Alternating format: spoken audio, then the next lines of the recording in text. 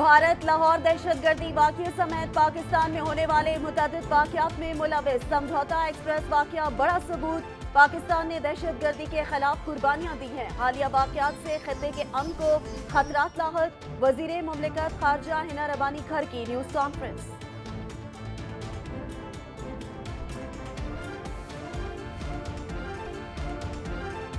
Banking court Islamabad ममनुआ funding case foreign exchange act के तहत मुकदमा। इमरान खान, आमिर कियानी समेत दीगर मुल्ज़िमान की फॉरेन फंडिंग केस में 5 जनवरी तक अबूरी जमानत में तौसील।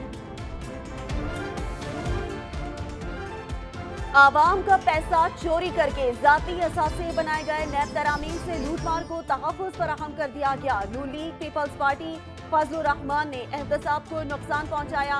पीटीआई सेनेटर शिबली फराज की सियासी मुखालफिन पर कड़ी तनकीद। इस्लामाबाद में बल्दियाती इंतखाबात की तैयारियां उरूज पर। रिटर्निंग अफसरान, मॉनिटरिंग अफसरान और टीमों के उम्मीदवार उनके साथ मीटिंग। ज़ाब्ता अखलाक पर अमल दरामद कराने की हिदायत।